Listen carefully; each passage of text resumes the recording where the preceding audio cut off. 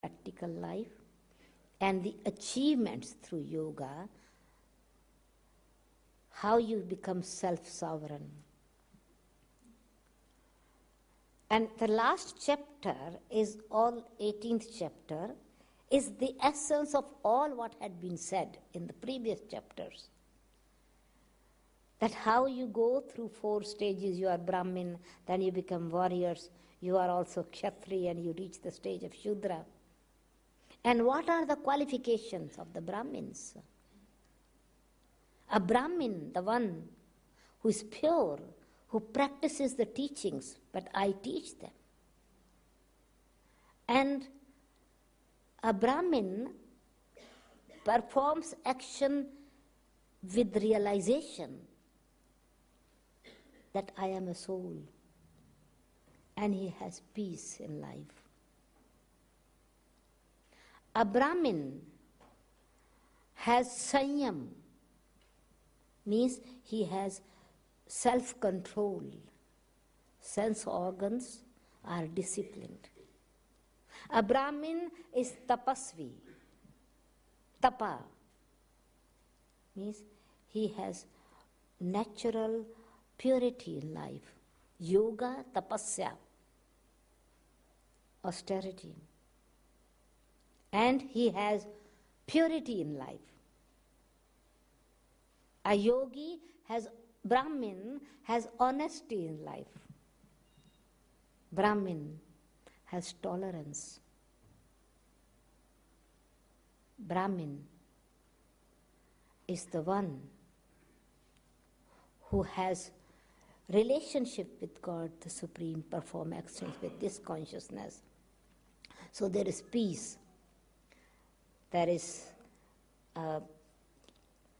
honesty. There is tapasya in life, means there is deep realization of all the qualities that you practice. Truth in his life. Brahmin means constantly whatever action he performs, he's not attached to it. In a detached consciousness. So am I really, and then those who are, so Brahmin, purity, peace, tolerance, honesty, renunciation, and tapasya. Everything is, whatever actions are performed, everything is done in a detached consciousness, a detached observer, free from all desires. And Kshatri has the desire, has determination, has courage, has confidence, has the power to lead everything. But then there is a not detachment. Merchant does the action with desires, gives accordingly what he receives. Shudra is subservient to his actions. And so he says you should become pure Brahmin, free from bondages. Practice, recognize the truth. So Brahmin has self-realization and perform every action in soul consciousness. Every action in pure consciousness. And he says what you have to do is just constantly perform every action in, not that you are doing it. Be in my company. See me as your companion. And focus your mind on me. And after performing actions, he says that result is that all your action will be purified actions. All your action will be free. It will not create any kind of bondage in you, in your life. Surrender your actions. It's not that I want reward of that. Then you are experiencing 3 types of happiness. So in the 18th chapter there are different aspects of What is satoguna means every action which is performed in righteous form with truth, with emotions. Rajoguna, with means desire or detachment. And tamaguna with ignorance, performing action without any consciousness, just do that, dependency. So there is the permanent happiness, there is temporary happiness, and there is happiness but fear. There's actions are performed which create bondage and fear. There is not joy. And a Brahmin, actually one of the purity when by speaking about for a yogi is the one. Oh, now this is a battlefield, and in the battlefield he is speaking about how much you sleep and how much you eat. In the battlefield, a yogi does not eat too much. And yogi does not sleep too much. A yogi is not that he does not sleep at all, and he does not eat at all. A yogi does not have to renounce anything. While living in your household, you perform your duties. So how to be karma yogis? First is karma yoga, then it is a perform action in soul consciousness. A yogi is one who has samdrishta, who has the vision for everyone. As I am a soul, so is other person is a soul. He sees everyone with equal vision. He sees everyone with the same conscience light. As I am light, this soul is also light, with brotherly vision. A yogi is not attached to the materialism. And a good example is given. For him, dust and gold are the same. That is also material, and that is also material. So he is beyond this. So with this stage, you practice yoga and you are free from influence, and your actions become the neutral action, natural actions. And he's speaking about that, those who come in the world of matter, they go from sato pradhan stage, sato stage, rajo stage, and tamo stage. Means they are perfect state of purity, truth, complete bliss. But as they are influenced by matter, they lose that purity and happiness. As they come further, they lose more and come in the bondage and become suffering souls. And then, because what creates the bondage in them? What brings them into world of sorrow and happiness and hell? Desires, anger, lust, greed. These are doorway to hell. And your actions you are not able to perform righteous action with right determination because desire are not fulfilled. Anger is there. With anger your intellect is destroyed, is influenced. Your decision is not right. When your decision is not right, your actions are not right. And then there's reaction again and comes suffering. So it's a cycle of how action-reaction theory works. So he said, now perform actions. So it means on the battle, we are warriors, but victorious. He says, hey Mahabhav, you had been victorious. Remember that you have conquered this, and reminding ourselves, so we need to remind ourselves. So when did God come? Exactly at the same time, last cycle, as is the present time now. There were many religions, unrighteousness was there.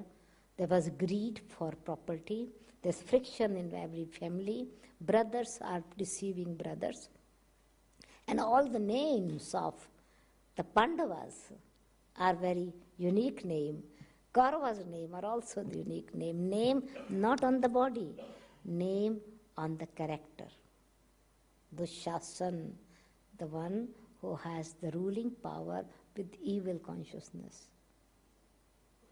Duryodhan misuses the power in the battlefield. Shakuni has always doubts. This will not happen and that will not happen. They are different. All these characters have a name. In the same way as Pandava's side, God's side is name. Now actually there is a whole thing. So God comes and sits in the battlefield and gives knowledge, and Arjuna gives him his chariot to sit. He says, I am only charioteer and you fight.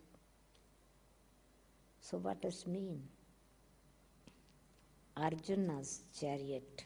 Arjuna is a soul, Aryajan. The body is a chariot. And God becomes co-charioteer. Co-charioteers. And when he sits in this chariot, the chariot is also ordinary. Body is ordinary. And this is why it is said, Avjananti manmuda, mamamuda, manisham tan ashratam. The intellect, those who are not with the divine intellect, he said actually muda intellect means stupid intellect. Avjananti mamamuda, thick-headed, stupid intellect, do not recognize me. As I enter an ordinary body, they cannot recognize me. They seem an ordinary, and then they defame me. So body is actually a chariot, Arjuna's body, chariot. And in Hindi, in India especially, when someone leaves the body, and the body is being to the crematorium, being carried to the crematorium, they do not say so and so is going to the crematorium. Arathi is going. Arathi. Chariot without the charioteer is being taken to the crematorium. Chariot without the charioteer. Chariot without the meaning of life is being taken to the crematorium. And Arjuna's God became Sarathi, co-charioteer. So God sits to inspire, to behind. So Arjuna's body was chariot. And sense organs are the horses, controlling them, giving them the guidance. And he says, again it is the last chapter, that if you follow my dictates, my directions, it is Shrimat. It's the most elevated directions of all. This is the supreme truth I am telling you. If you follow me, you are liberated. No bondage of action. You perform all actions in a neutral state of mind. You will remain like a lotus flower, detached, uninfluenced. You will live a life of liberation. You achieve self-sovereignty. You achieve divinity and you come to heaven. And if you do not follow my dictates, then the result is you follow the dictates of your own mind. You follow your own nature, your own personality, your own actions, sanskaras. And that what had been influenced by vices, you create bondage and you fall in the world of suffering. So now you decide what you have to do. And this is in between, he has given all this very beautiful directions, of his vision, who I am, what I am. And then Arjuna recognizes his real form and says it's not the physical form, it is the supreme entity, it's the supreme being. And then he realizes, even after having all this vision, still he is asking, but God is giving how you perform action, encouraging him, giving the guidance. And then he says, the last, I think it is last few shlokas, and in that he says, Nashto moha, smriti labda, gat sandeha. All my attachment is destroyed now. Your powerful knowledge has destroyed my attachment. Attachment to the body, attachment to the possessions. And now my doubts are been destroyed. Why? Because I got the smriti, I got awareness, I have self-realization. So what is Brahmin? Who has the self-realization. And when I have self-realization, then is peace, then is